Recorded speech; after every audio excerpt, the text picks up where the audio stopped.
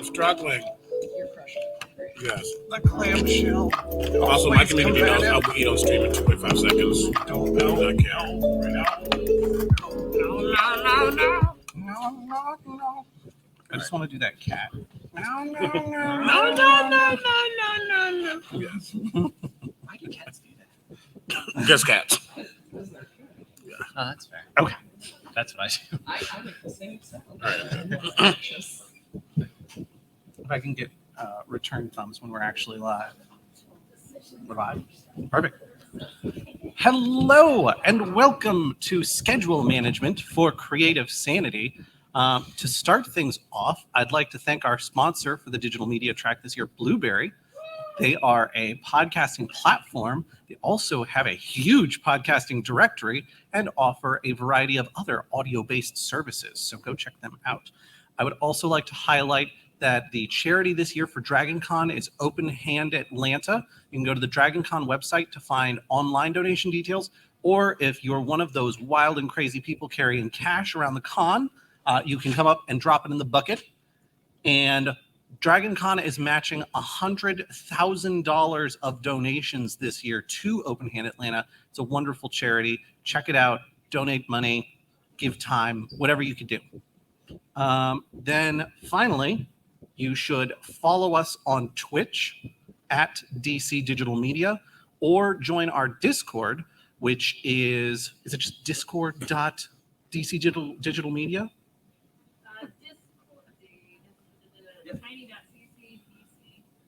DCDM Discord. tiny.cc/DCDM Discord. So that's DC for DragonCon, DM for Digital Media, Discord. All right. So I'd like to start off with everyone introducing themselves. I'm going to start on the far end of the table from me with the lovely Mercedes. Thank you. Good afternoon, everyone. My name is Mercedes Carswell. I'm a licensed psychologist. I like to do a little creative stuff on the side, and so I'll just be bringing what I have to the table for free. No insurance cards necessary today. Hi, everybody. My name is Rob Mulligan. I'm a player on Adventure Incorporated, and the reason I'm on this panel is I book all of our Patreon guests and try and get everyone's schedule together. I also have done podcasts called Good Stuff with Rob and Nick, and have some experience doing some live comedy producing as well. My name is Alex Smith. I am the DM for the Quick Pro Roll podcast, and I'm good at scheduling things, yes. Also that. Hi, my name is Omega Jones, also known as Critical Bard. He's a pronouns Critical Bard across all social media channels. I'm a professional actor and vocalist out of the Midwest. I'm also a tabletop designer, host, moderator, Twitch partner, jack of all trades, master of like 3 of them. And yeah, what is a schedule? That's a really, really interesting question to answer. Nothing inspires faith in your panelists like all of us being like, Trust us, it's a mess. It's weird how the more stuff you're doing and the more successful you feel like you're doing with all the stuff you're doing, the more you're like, I don't have sleep. I forgot what sleep was like. Yeah. My name's Josh Maltby. I am one of the players on Quid Pro Roll. I'm also one of the co-hosts on the Goblins and Growlers podcast and one of the co-owners of Goblins and Growlers, which is a D&D events company out of Richmond, Virginia, that focuses on community building through tabletop games. We do a lot of charity fundraising and things like that. So all of us at the table have had to deal with schedule management on some side or another. And we're going to be bringing a wide variety of topics to the table today. But if you've got questions, keep them in mind, because near the end, I'm going to try and leave some space for us to have a little Q&A. We've got the microphone up here, so the folks who are watching at home on Twitch can hear your questions. At the point that I call for questions, just make your way up to the microphone. All right, so I want to start things off with I feel like kind of the first component of schedule management, which Rob, you offered to lead for us today, which is, when is it time to say, I can't do everything that I want to do, so I have to pick and choose and prioritize? When do you make that choice? Gosh, that is such a hard question because it comes very suddenly, right? So I feel like, this is just speaking to my experience, I have gone through waves of like, well, I have a lot of free time. I have a lot of ideas, and people want to do stuff with me, or I want to do stuff with people. And you get this weird like empty void that you're trying to fill with creative projects, and you're like, yeah, I can learn how to speak Japanese and also like run 3 podcasts and also like have a live comedy career where I'm the producer for 2 shows. And then I'm like, why am I tired? I think the thing about saying no is figuring out what you like the most and what you want to put the most effort into, because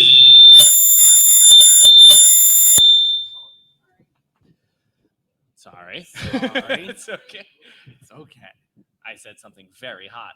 That was a spicy take. Spicy take. That was. But for real, it's I think, and I don't know if anyone else on the panel can like speak to this, but it's if you just kind of commit yourself to a bunch of things, you only have so much energy in the day and only have so much bandwidth that the things that you love the most will suffer at the expense of the things that you're doing because you said yes. And it's hard, especially if you're doing stuff with friends and friends are like, oh, I have this really cool project. And you're like, I love you. Of course I'll be on your project. But it's not the thing that you want to do. There are graceful ways to say no, and there's graceful ways to exit a project, but you got to make the hard cut, or otherwise nothing you do you'll be proud of and nothing you'll do will thrive. And then you'll be up at 4 a.m. editing your 5th podcast for the day. So that is sort of weeping openly. I mean, when is it time to say no is probably from person to person, but it's really, you got to do it before you feel overloaded because it's so hard to walk away from things. It's easier to say no to things before you're in them. I like that. Yeah. Thank you. I think an important note on that, which I would like to throw in, is you want to say yes to everything. And saying no is more important for protecting yourself, having those boundaries with people, because the more you say yes, the more people expect you to say yes. Yep. Mm-hmm. So when you start out with soft no's, then when it comes time to be like, I absolutely cannot, this is way too much, they'll be more accepting of that because you weren't just yes manning your way all the way to that point. Yeah, I've heard this term, and I say it sometimes, where it's called like the Hollywood no, where it's like, I'll get back to you, and it's really no. Like parents saying, we'll see. Yeah. Ooh, let's see if we have, like, hoping the kid forgets that they can't get the toy. I have to agree. It's way better for your boundaries and for your schedule and like your life to just say no confidently. Because you will be more well respected, and you should take it as a flattering thing that people want to do stuff with you, not that like you're going to hurt their feelings. You got to protect you, because otherwise you can't make the projects anyways too. Yeah, exactly. Did anybody else want to jump in on that before we move on? I just want to throw in that I often say a lot, saying no is saying yes to your mental health and your physical health. And so you have to prioritize it. And what's the worst thing that could happen? And more often than not, somebody's mad for a minute. Okay, you can live with that. If it's not something you can live with, like the IRS chasing you or whatever, you can't say no to taxes. You have to say yes to that. But ask yourself, am I worth it? And more often than not, yes, I am. Thank you.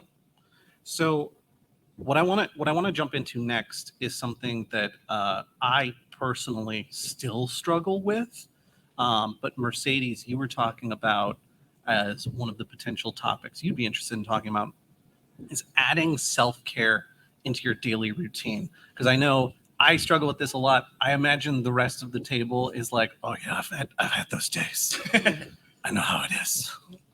I think anytime you forget to eat or you decide I can live off of 2 hours of sleep multiple days in a row, it's a problem. I know.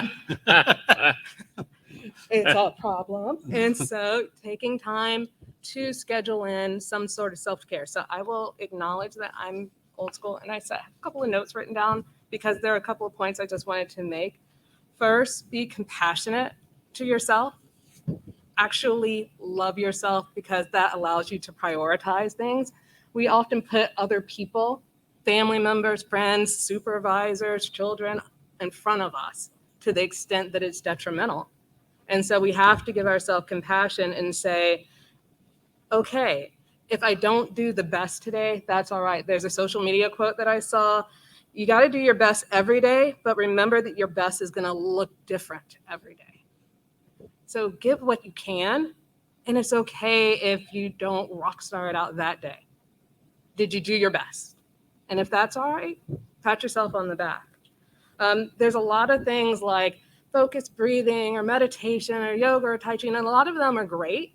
But if you're not feeling that, you have to define self-care for yourself. So it might be binging on some show, or it might be eating your favorite meal, or it might be sleeping in. I can't remember the last time I slept in, but that's my self-care. I just set my alarm, and it's so gratifying to press snooze and know that nothing bad will happen. So just be aware of what you need and then find time in your schedule. And I say find because there are things that you have to do, but just say, an hour before I go to bed, I'm going to do this thing I like. Or not to tell you to take a sick day for your mental health, but take a sick day for your mental health. It's okay to call in and go somewhere, eat a good meal, watch a movie, because you're taking care. You're overwhelmed. Go take that day off. I give you permission if you need it. And the last thing I wanted to just say is schedule something in. It doesn't have to be today. It doesn't have to be next week, but schedule something in your month, at least once a month, that you can look forward to, because that can give us a lot of motivation. How many people knew they were going to be at DragonCon last year this time, right? And put in their days off at work, like, yeah, I'm not going to be here. And you looked forward to it. And even those hard days, it's like, okay, in 2 weeks, I'm going to be at con. I'm going to be right. So don't only let it be Labor Day weekend in September. Have something each month that you're looking forward to. And then you can really breathe when you need to, because you know that you have something coming up. Forgive me. I was actually going to ask, if you don't mind. So, what do you do if you're the kind of person who feels guilty when their schedule isn't just, I am not being productive, therefore I do not currently deserve to draw breath? Mm-hmm. How do you define productive? And so that's something we all have to ask ourselves. We're not computers. If we're only fighting ourselves, right? Like our best selves. And so setting just whatever works for us. I don't have to be an A student every day. I don't have to have outstanding on my performance appraisals every year. I can be okay. I can be adequate. And adequate is a hell of a lot better sometimes than what other folks are doing. So to your point, acknowledging I can't do it all, and that's okay. I shouldn't. Nobody should, because I'm not a robot. I'm a human. And I like to have fun. And I'm only going to do well when I have fun. Yeah, and I wanted to jump in because Rob said something that resonates with me, because it's literally a mantra I adopted in 2020, about 2020, a little bit 2019, but really happened in 2020. Hi, folks. It's 2022, and we are still in a panorama. It's still hard out there, and you're not going to be able to do everything because everyone's mental is at an all-time low right now because we're still in a pandemic. Give yourself some grace, like it was said. Find ways to what I like to, because I'm a full-time streamer. I like to sprinkle in subtle ways to remind myself to practice self-care. Like an easy way in Twitch is commands that pop up every now and then. I have one that pops up and says hydrate. I have one that pops up and say, hey, go take a break. Like, all these things are subtle reminders to remind me to be human, because we are all human. Unless you're an eldritch being in human form, then I can't tell you what to do. But having those small little things, and I mean, yeah, I use Twitch as an example, but even if it's like when you walk out the door every day and you have like a little note that's right next to the door and say, hey, remember to X, Y, and Z. Those things are helpful for you to just practice, not just, scheduling, and management within itself, but scheduling some self-care for you. Because we don't got much time here. Again, unless you're an eldritch being, then I don't know what you're doing here. But take time for you and have those things that you can rely on to remember that, because it is hard. I joked yesterday that I had a panel at 5:30. I woke up at 9 a.m. and the last time I ate was 2 a.m. I probably should have had a reminder myself, but I just didn't because I know I had a packed day. I just wanted to make sure I was just doing stuff. But have those things; they're important. I also want to add to that because I think everyone on this panel are highly motivated, potentially type A type people. I know how hard it is to say relax because you're like, but I like projects. Projects feel good to do. One thing that I have found for helping me relax is like trying to do a project that is for nobody. Like learn guitar, try to learn a foreign language, something that's fun, that feels like you're doing work, but it doesn't matter if you fail. Because if you're a very type A person who overbooks their schedule and wants to do a million things, it's going to be hard for you to learn how to relax. And so honestly, it sounds silly, but like easing into the ability of doing nothing by doing something that doesn't matter is how I had to break that habit from myself too. I think that's incredibly important, especially knowing full well that it's, I don't know if any of y'all have lived in a house that has too much space for the number of people in it. There's a natural instinct to fill empty spaces with stuff. And it doesn't matter if that stuff is important or not. It just ends up there so that you got something so that that space doesn't feel so empty. I feel that way with projects a lot. And like having something to fill that space that's just for me, that's like my special thing. That's yeah. Absolutely. I didn't expect this to segue as nicely as it does, but Alex, you were going to talk a little bit about how we make sure that you don't have those days where you last ate at 2 a.m., you get up at 9 a.m., you have a panel at 5:30, and you go, oh, I didn't eat today. So I'm going to start this out by saying that I have ADHD, so a lot of this is do as I say, not as I do. I only do this about 70% of the time. But one of the things that helps me, because I naturally do not have a very good regulatory system in the sense that I will not know that I am hungry until I'm mean to everyone around me. I will not know that I am tired until I sit down and immediately pass out. I will not know that I need to go to the bathroom until I'm like, how long has it been since I last went to the okay, I should probably go do that. So one of the things that's really helpful is actually, as you already said, setting timed reminders on your phone can be really, really, really helpful. If you need emotional manipulation to get you to do it, there are apps like Finch that make like this little bird pet that you have be like, I believe in you. It's time to go, like, it's time to take a nap or it's time to eat your snack. And it's like, I'll do it for you, small bird. It's like a Tamagotchi, but you're the thing it keeps alive. And there are going to be things like that that you can incorporate. And it's really, the big thing is not only finding what will make you do the thing, because you need to pretend that later doesn't exist. Because one of the things that happens, especially with creative types, is you start working on a project and then you get into a zone with it and you get hyper fixated and you get like into it. You're like, the flow has come. And then you look at the clock and it's like, oh, it's 1 p.m. I should eat lunch. I'll do that later. No, you won't. You will not do it later. I saw 3 separate people turn to the person next to them with an accusatory glance. Later doesn't exist. You can write whatever is going to work for you, writing a half-finished sentence, doing like one final line, whatever it takes to get you to a point where you can pick it up again, just like that. Get up, get a Go-Gurt. Get one of those like little tuna snack things that you put on crackers. Like even if you take a snack or food that you bring with you to what you're doing so that your flow doesn't get disrupted, or you can do what I do and have drawers full of snacks in your desk. And also have like one of those tiny fridges that you use for skincare, but fill it with things like juice boxes and small bottles of water. If you need it at hand to do it, keep it at hand. If you need to pause and just grab something to bring with you, pause, grab something to bring with you. But do not rely on yourself to do a thing later because you won't. You're lying to yourselves. Yeah, the tendency for us to lie to ourselves about being optimistic about what we're actually going to do, it's a powerful motivation to not do things. Because you're like, no, I'll get it. I don't have to worry about that right now.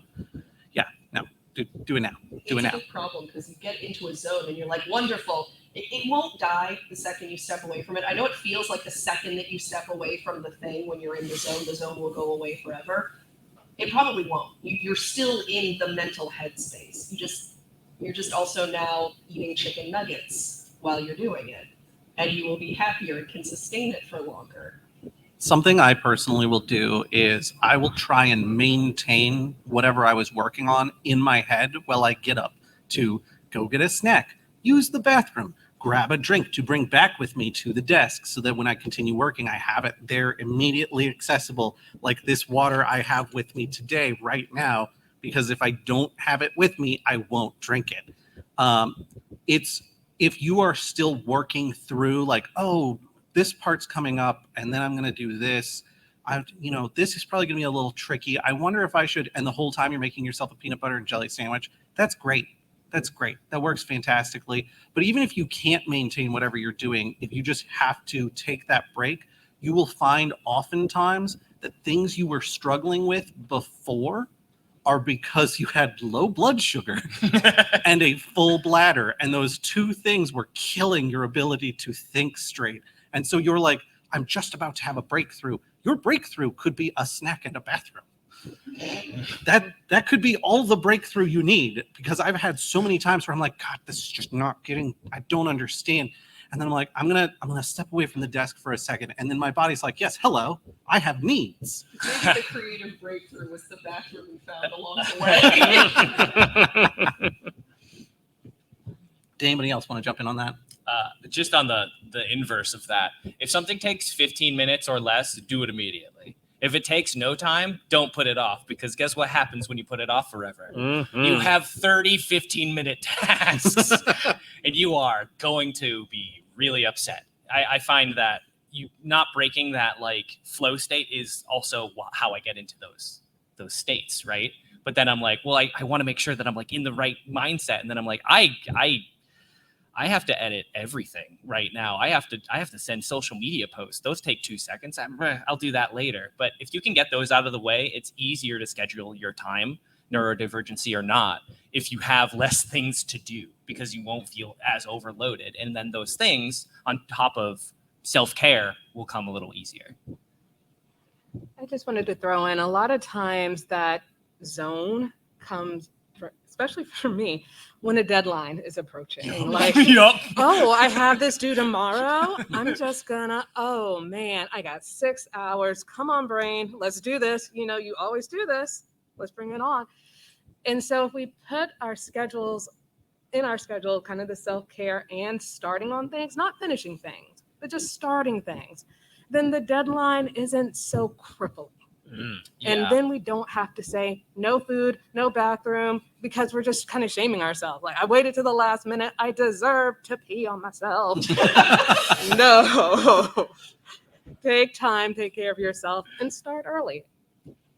I will say starting early also, even just getting that first little bit done so that your brain the gears start turning in that general direction, huge help for the long run. Because if you've got a deadline, you're like, oh, it's not for 3 more weeks, I've got time. Even just that little starting step will get your gears turning so that when you come back to actually complete the task, you've already been working on it in your head. Everything will go more smoothly from there. One of the things that has helped me historically is I have a ritual before I start working on projects or I start recording for QPR. And it's a very specific ritual. It's a dumb ritual, but it is, I get my drink and I start watching YouTube animatics. It doesn't matter what song it's to or what fandom it is. I'll just watch animatics for 20 minutes, and that somehow kicks my brain into, yes, it is time to do the things. If you can get some kind of specific ritual, even if it's just like, this is a snack that I eat before I start working on things, or this is a small project that I do before I start working on this major project, or I call my dad before I do it. If you can set up a ritual, it is much easier to get your brain into a flow state. Yep. And then return to the flow state when you do things like go to the bathroom and get snacks. No meals, apparently, just snacks. Just because snacks. We're not advocating for meals yet. We're just talking about snacks. So kind of on that topic, I'd like to go around the table and talk a little bit about some of the tools that we use as professionals to manage our schedules that folks out there may find useful for managing their schedules as well. So starting with you, Mercedes. Well, in my day-to-day life, I have an appointment book because I have multiple appointments, and so I put that in. And then I have a little side to-do list because everyone has a to-do list.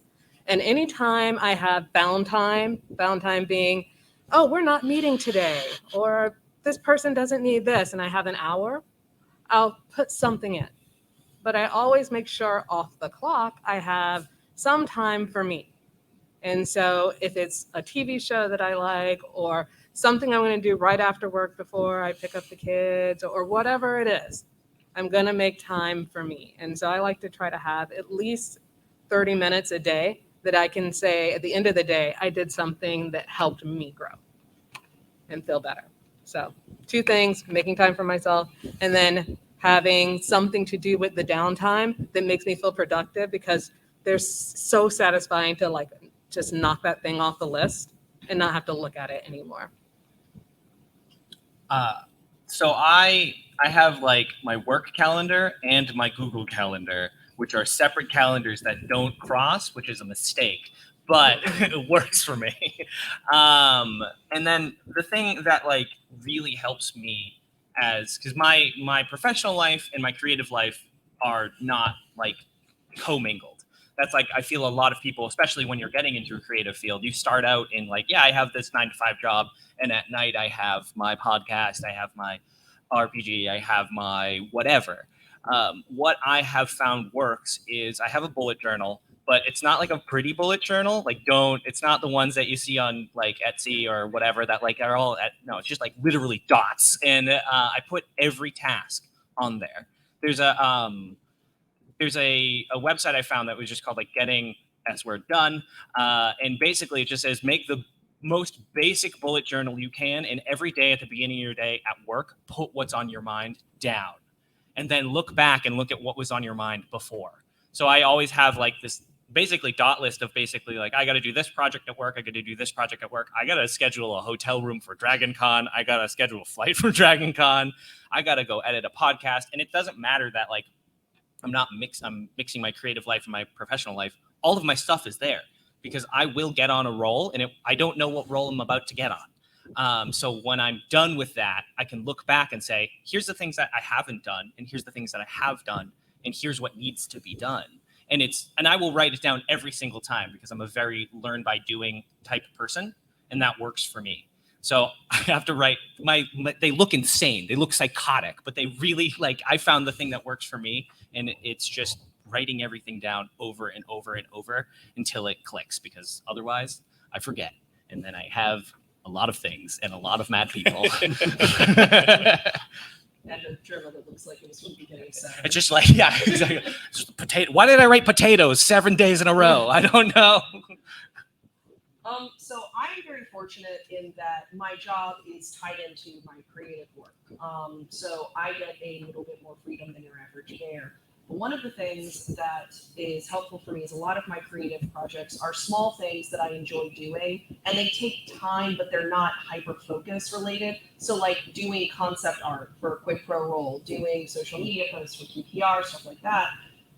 I find spaces that I can squirrel that are pretty low grade days. Like if you work at a job and like you're between projects, you have like that 15 minutes where you're just kind of waiting for something. I'll get line art done. I will do like the rough skeleton sketch so I kind of know what the piece is going to look like. I'll write down notes real quick for a boss encounter that I thought would be really cool. Driving on my way home, I do not draw, I promise, I don't like write, but I will put on character playlists for a narrative that I'm working on, and I'll just kind of let my brain go that way while I'm getting from point A to point B. When I get home and I've got the 20 minutes before I have to start dinner, it's like, cool, I'm gonna take this moment, I'm gonna write down these like 3 notes, and write enough note that you're not going back and you go, sexy narwhal tutu character, write enough that you have context for yourself. I'm not calling myself out by this, not in the slightest.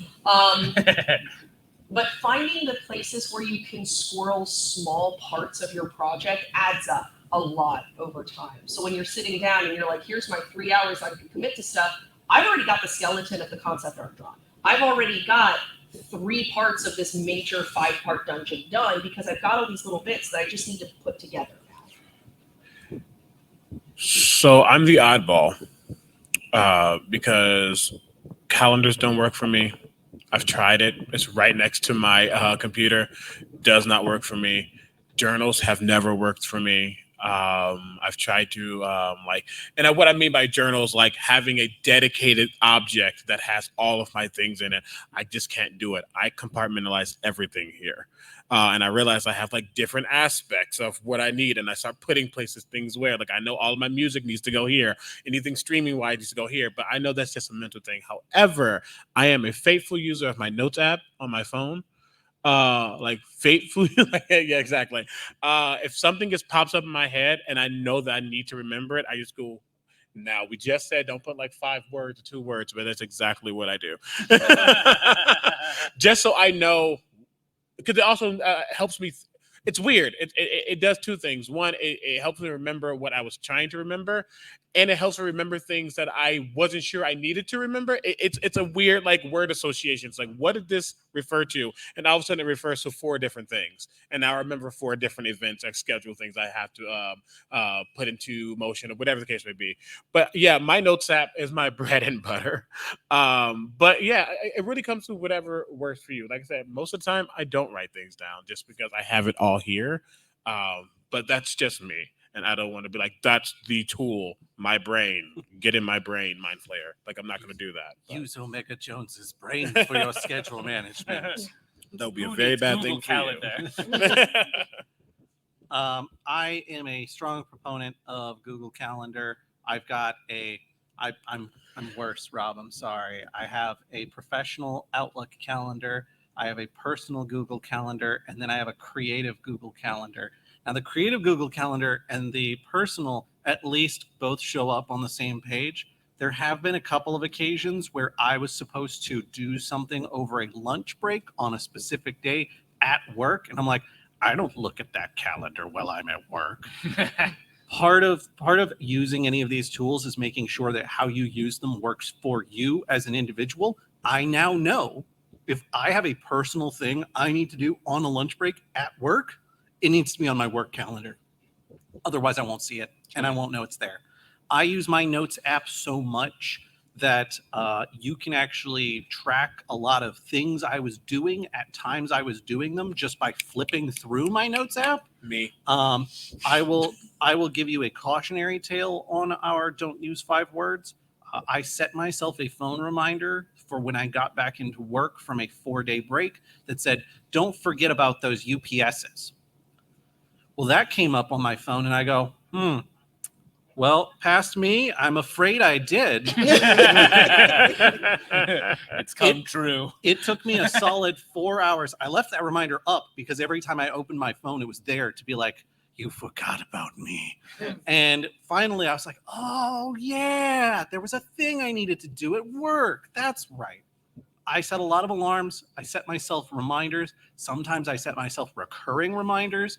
My entire bill pay rotation is one big checkbox in my notes app where I just check the boxes as I pay the bills. And then when I finish paying bills for the month, I uncheck all the boxes so that every month, all my bills are getting paid. And I know this system works for me and that not having this system doesn't work for me because I went delinquent on a $24 Target purchase because it wasn't on my app, so I didn't pay it. So it's a lot of it is about finding tools that work for you specifically, but also about how you work within those tools. Because once you've got a selection of things, a lot of people are like, oh, I use this and I use this. And it's like, that's fantastic. But I've picked up some of the like Notes Plus apps where they're like, oh, and it's got reminders built into it and things like that. And I'm like, great. But I have to turn those on specifically. And then if I turn them on, then they're on for too many things. So it's find what works for you. Use what we've given you as a launching point, because everybody's different. Everybody's brain works different. How you're going to manage these sorts of things. Like, I can't do things the way Omega does things. I would lose everything. It would get lost so fast. I tried. That's why I don't. But that's what works for you. And that's fantastic. Omega's a steel trap, and we are all just sieves. I'm more of a colander, honestly. Just Oh. I want to talk about something that I think a lot of us have struggled with early in our careers as creative types, which is you've got your schedule, you've got things planned out, you've got your self-care time built in, and then you open a coffee or a Patreon and you go, this needs to have content as well. And you become that meme of the guy who's like, oh no, I don't have time for D&D. And then he reaches for the block that says sleep and goes, or do I? So I thought you were going to do the, how do I hold all these limes? That one. So I'd like to go around the table again with this one, and just speak briefly on how do you handle when you've got additional obligations that come on top of the ones that you already had. How do you make space for things without giving up your space? Yeah, I am notorious for not updating my Patreon, and I told my patrons this. I've said, listen, y'all, I understand if you got to go. I totally get it. I just can't focus on Patreon as much as I would like to, because I just get super busy and I don't take that time to make sure I take an hour or two out of my day to focus on Patreon content. I just don't do that with the stuff I already have in my head, and that's something I've noted. So I think if more than anything, be honest with yourself about things like that, like. Can you take on that extra responsibility, or can your schedule bear extra weight? If it can, great. If it can't, don't force it, because you will force it and then you will start to realize that that's just not the way to go. So I have two answers to this. One is make your Patreon stuff low energy, high reward. If your patrons really, really enjoy very specific aspects of the thing that you make, and that's not a very difficult thing for you to add additional bits to, even if it's just like here's how I make this thing you guys super like, and it's occasionally recording bits of you doing it, that isn't super hard. You can do that as you're already doing the work that you're doing. But there are some people who adore that kind of thing. They want to see how the sausage gets made. They really enjoy that. And it is something that you can give your patrons that is very high value for them, but doesn't tack a whole lot onto your plate. The other, and this is going to be a little bit more specific, is weaponizing hyperfixation. So there will be moments where, and I know this happens for me, I'm pretty sure it happens for some folks, whether or not they also share my particular spicy brand of neurodivergence, you will get into just like a phase. For me, it will be like character art. I'll just like get into a phase where like I churn out like 3 full-scale pieces in a day, and I'll go for like 3 days doing that.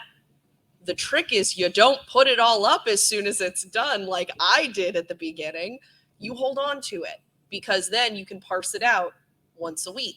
So you get those releases once a week. And then when you have the 2 weeks where you're completely crashed and you hate everything that you make and nothing comes out, you still have those pieces that you did from that wild frenzy that you had.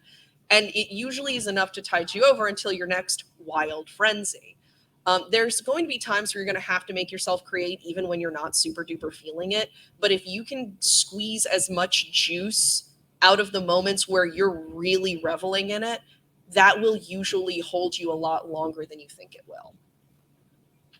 I have 2 things. One, I absolutely agree with Alex. Ride the wave, get ahead of the schedule, because things happen in life. People have a baby, one of your players has to go to a funeral and they can't make it. There's things happen. So you will be, even if you have to grit your teeth and draw 5 more things than you planned to that day, just so that you have wiggle room in the future. You will thank yourself so that you aren't in that, that zone that we've been actively saying, don't go to the zone where you're not eating and going to the bathroom and up at 2 a.m. Giving yourself some buffer zones is always, always, always helpful. The other thing that I think is important, and it's specifically for me, and it's not for everyone because not everyone has a podcast or stream where other people are involved. If other people are involved, remember, you're not a one-person army. There are other people involved. Offload stuff as you can. I had a tendency, and I know a lot of my players have a tendency because we're all like, it's our baby. We want to make sure I know how to do the thing right. Be able to give people stuff to do because everyone will want to help, and they will have schedules, and you can do stuff as a team and disperse things as a team when possible. It's not, again, if you are just a one-person Twitch streamer, this isn't possible. But if you have something, if you have other people you can rely on, don't be afraid to rely on them when you can, because you will, if you build in a buffer zone and you have a team, you will be able to get through the chaos of life and be able to actually work through it. Because that's the problem with schedules. A great schedule can be thrown off just by one weird life event. So just make sure that that, the support network and just getting ahead of the things is one tool that you should always use when you can. I don't have a whole lot to add. I will ditto being proactive when you can. I'll also ditto asking for help. It's nothing to be ashamed of. I think a lot of people get stuck in their head. If I ask for help, then I'm a failure. No, you're the smartest person in the room when you ask for help. So ask for help. Ask for help from competent people now. but ask for help. And then know what your values are. Because if you bring something in, you have to take something out. So what's important to you? How does this better your life, your experience? Because if you're doing something just to do it because it seems right, that's wrong. Be able to justify why you're going to lose sleep or why it's going to take away from something else that's important to you. And if you can't justify it, let it go. I think for me, the biggest thing that was very helpful was to look at how much time do I sensibly have to work on things. I'll occasionally go crunch mode just like anybody else. I'll occasionally do more than I'm supposed to. It's going to happen. It's a reality of being a creative type sometimes where it's like, but I want to get this thing done right now. And so I'll lose a little bit of sleep on that, but that's okay because it's worth it to have it done so that I can stop thinking about it. That's totally reasonable. My big thing was setting production dates and schedules for myself so that there were specific days and specific times that I had windows that I was supposed to work on a thing. If you miss that window and you do a catch up later, it's okay. Be forgiving with yourself because as Rob was saying, stuff happens. Stuff happens all the time to everybody. So sometimes you're going to miss those production schedule windows. I think like Omega was saying, your fans are probably going to be pretty forgiving, even if you're missing deadlines for release dates, because they're not supporting you because you're giving them more stuff. Usually, I know that's occasionally the case, but not usually. Usually they're supporting you because they really like the stuff you're already giving them, and they would love to have even more of that if possible. They want you to value yourself highly enough that they can keep experiencing the things about you that they love and experience in general, not just the bonus content stuff. Which takes me into our next topic, which is having set production dates times is great, but flexibility is also important. Yeah. When I started streaming, and I try to make this quick because I know we're getting to time. When I started streaming, I was just so sure that I needed to make sure I was streaming X amount of times with X amount of hours doing X, Y, and Z type of thing. And while that works for a lot of people, and consistency is key, allowing yourself some breathing room is also important because you don't want to get too bogged down in a structure that's just going to make you not feel good about the things that you're doing, especially when we talk about doing creative things, not necessarily things just based in capitalism and making money or whatever the case may be. Having having a little bit of patience with yourself, as was said earlier, having some grace is important. I wrote down 3 specific things, and I want to make sure I say them. Being kind to yourself, understanding that not everything is as it seems. And what I mean by that is going into the next step. Be honest with yourself. Is it actually a set schedule? Or is it something you can kind of play with? I like to use the ice metaphor. Is the thing you're trying to schedule, is it like ice? Is it firm and you cannot move it? Is it like water? Is it a little firm, has some coreness to it, but a little more malleable, can kind of move as it needs to? Or is it like steam? Is it truly just floating out there into the nether sphere, and can be done whenever it needs to be done? Ask yourself that honestly for everything that you're doing, because then that will allow your mind to dictate how much time you need to dedicate to it, or how much time you can't dedicate to it, right? This is the big brain moment, and I don't apologize. Time does not work for you, you work for it. However, time is also a construct made by humanity and society to make sense of shit. It doesn't really exist. So stop bogging down yourself on a metaphysical concept that doesn't really affect your physical form. Now, I know that was a lot, but it's the truth. We get angry with ourselves when we don't, follow these strict things. I have a minute to do this. I have 15 minutes to do this. I have 30 minutes to do that.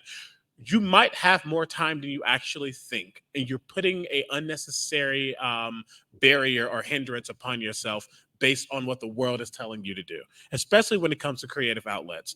Don't let the world and its need to dictate your flow mess up your creative flow and mess up the thing that you want to do. That was my biggest mistake starting this, and I will never make that mistake again. That's what I have to say. Thank you. That's, yeah. I think all of us needed to hear that a little bit. If anybody else wanted to weigh in on that, I would encourage folks, if you've got questions, we've got a little time for questions. Come on up to the mic.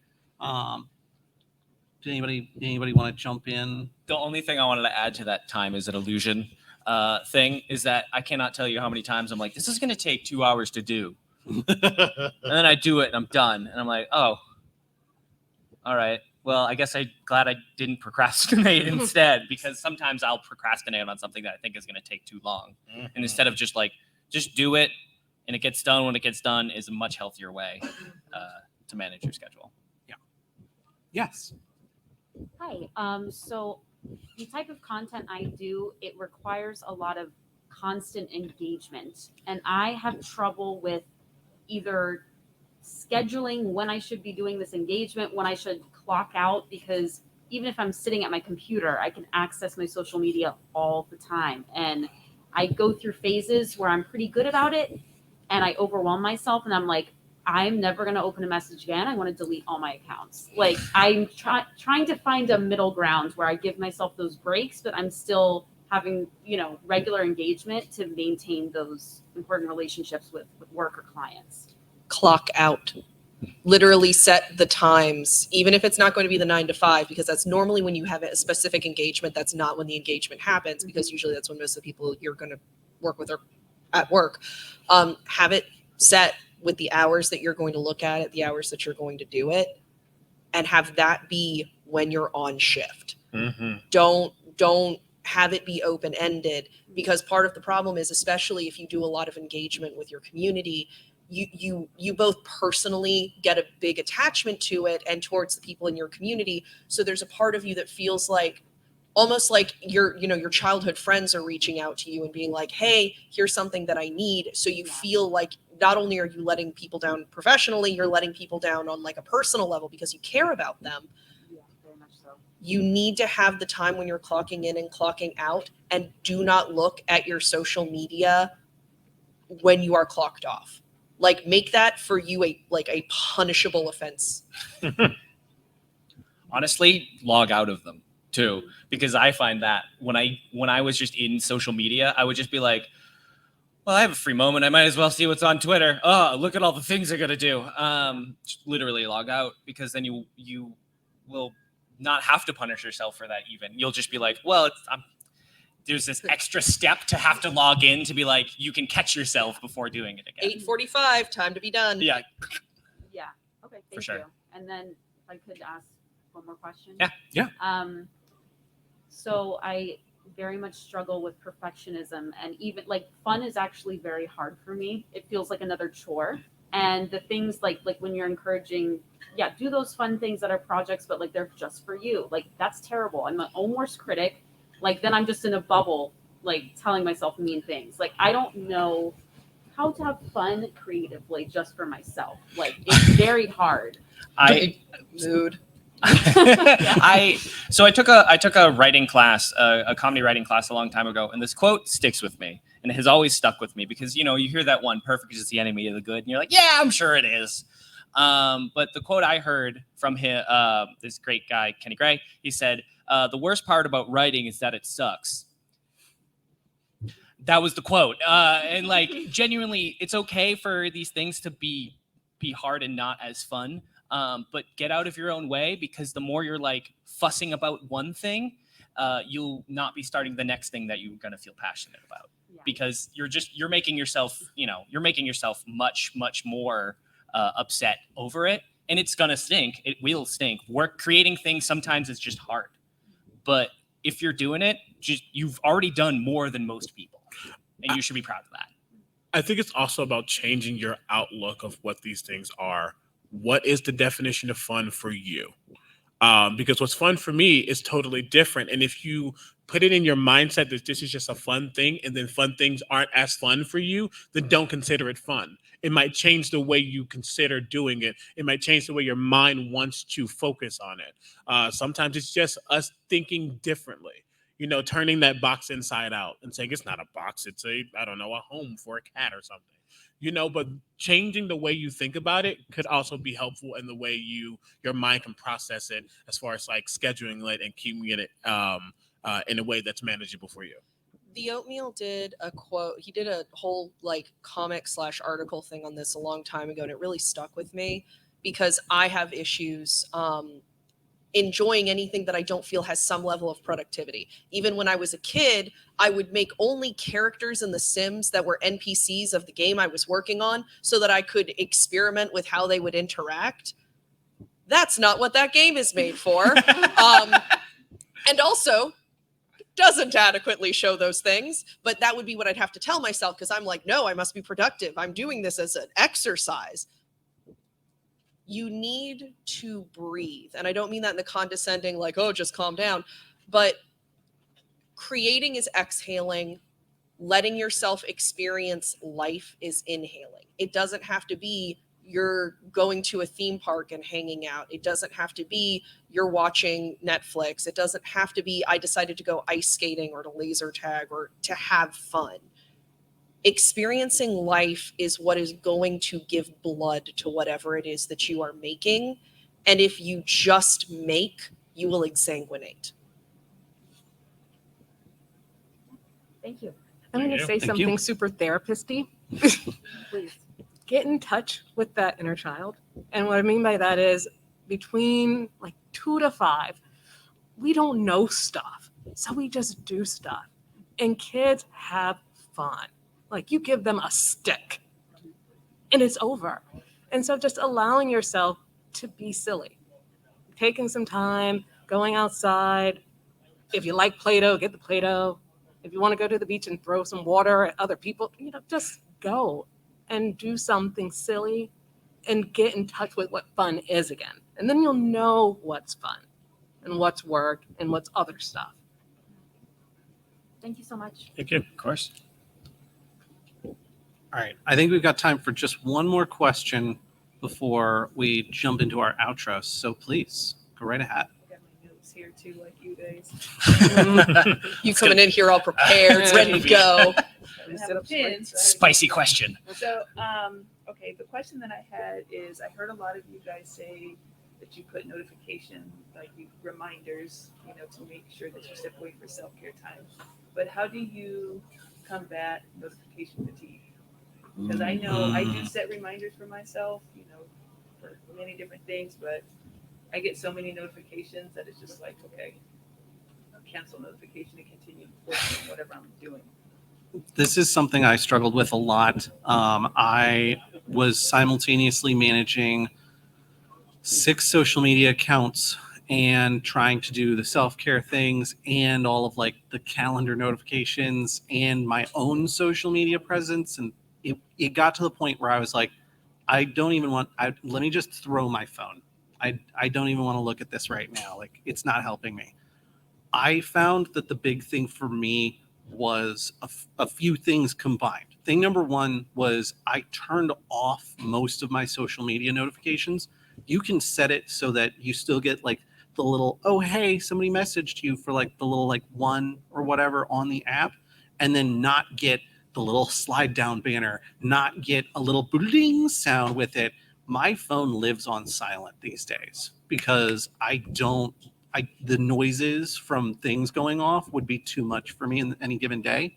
The other thing that I did was I just started turning stuff off. I think Rob's recommendation earlier to sign out of a lot of the social media apps and things like that when you're not actively using them helps a lot with that situation, because then when you want to engage with something like Twitter or Facebook or what have you, then you turn it on and you look at it and you go, okay, here are the notifications that came up since I was last there. I like to think of it as being a kid who was born in the early 90s. There was a time when we didn't have cell phones in our pockets all the time. Back in my day. Back in my day. Being unreachable is very freeing. So find a little time to become unreachable. And, do it in a way that's safe. Like, don't have it be like, oh, God, she's dead. I'm going into the woods now. I think what's also important, and I'm a big brain person, and I don't apologize for it. What is a notification? It's not all social media. We keep talking about our phones and talking about computers and stuff.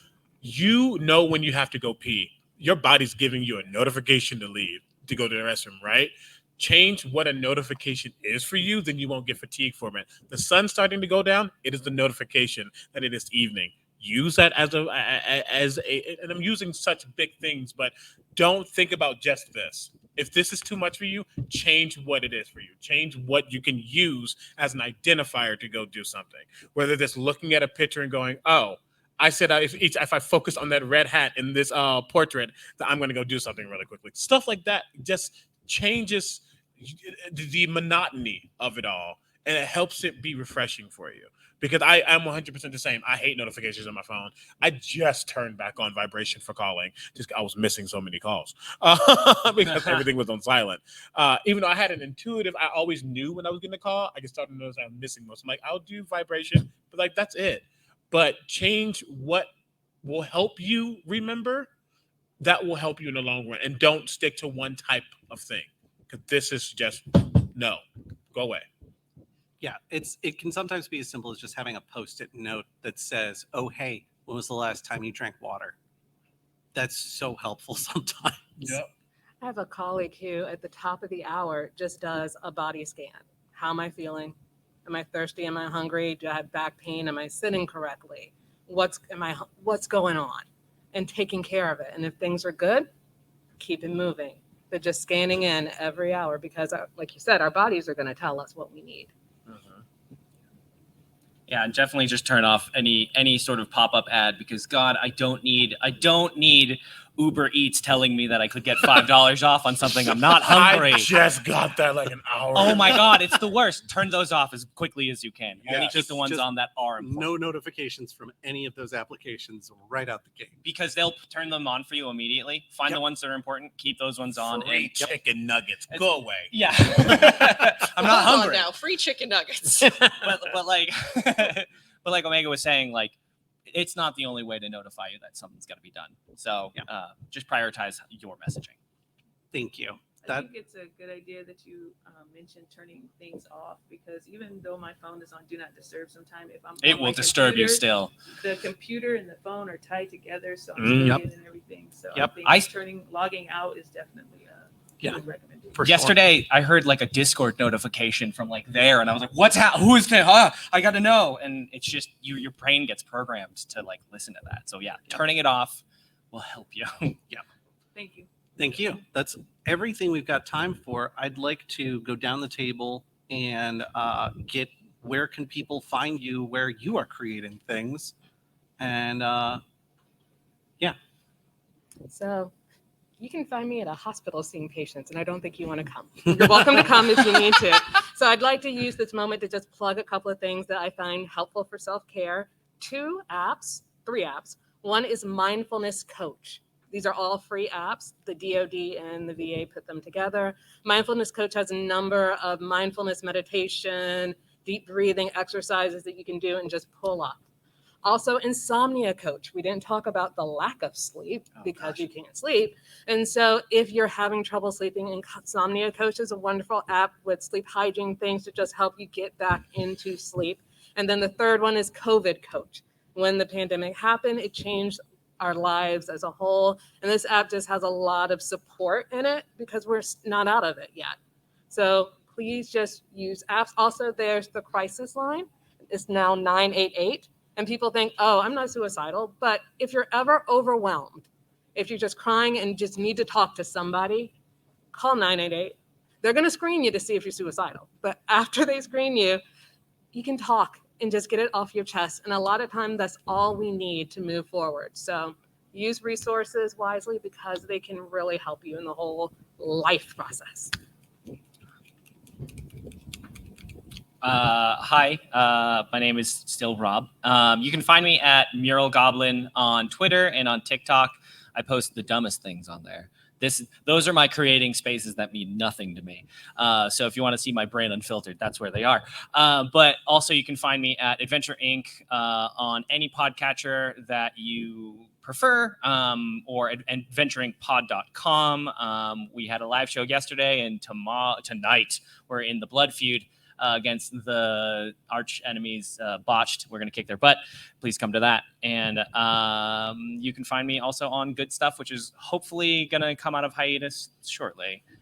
Good Stuff with Rob and Nick, where we review every single Oreo flavor. I burnt out for a reason. My name is Alex Smith. I am the DM of the Quid Pro Roll podcast, available wherever podcasts are not sold. If you paid for it, you got ripped off somehow. You can also find me at Alpha Comics and Games. The Twitter for that is Alpha Comic Games because we forgot an S. And I live on both of those social medias. Hi again, my name is Omega Jones, also known as the Critical Bard. Critical Bard across all social media channels except for Tumblr, whatever. You can catch me many places. I'll be in the Dragon's Den tonight from 7 to 9 playing some Dungeons and Dragons. I got some more panels tomorrow. I'll be on twitch.tv/D4DND tomorrow as well. I do lots of D&D all across the board with Realmsmith and Wizards and just whatever they need me to do. I do a lot, so just look at my socials to find out what I'm doing. Next is a cruise for me, so I'll playing D&D. So that's it's great. I want to do it. I want to do a D3 at cruise. sea. You can get That's exciting. information from me if you want. Yes, we are going to the Bahamas playing some D&D. Nice. It's great. 2 adventures. I'm Josh Maltby. I'm at Black Cloak DM on Twitter. You can find me on the Quid Pro Roll podcast. You can find me at the Goblins and Growlers podcast. Honestly, the easiest way to find all of the things I'm on is linktr.ee/goblins and growlers. The last panel I did, I just said Goblins Growlers and then realized my mistake after the fact. I don't know that I'll ever live that down for myself. But that's okay. I want to thank Blueberry one more time for being our sponsor for the track. I want to ask all of you who are here to rate the panel on the app. In fact, rate all of your panels on the app because that's what tells leadership that you really enjoyed content or you really didn't enjoy content and whether or not to bring those folks back. We hope that we were informative and entertaining in such a way that you would really love to see us here again next year. But you know, I'm not going to tell you have to give us 5. I'm just saying it'd be nice if you did. I'm telling you. If you rate us 5, you can use a piece of Omega's brain for your scheduling needs. Ah. And then finally, this year's charity, once again, is Open Hand Atlanta. The donation details are on the website. We have the cash bucket up here. They're matching up to $100,000 in donations, so please give. It's a very good cause. Thank you all so much for coming out. It was lovely to see all of you, and I hope you have a good rest of your DragonCon.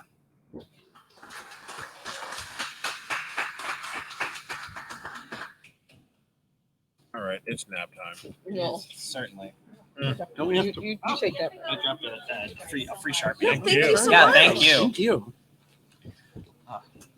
Great stuff. What did I do with my I mail? wanted to share my number one hack for you're talking about 64-ounce big bill. Oh, Jesus, yes. Fill it with water. Put it on my desk. The big one. Yeah.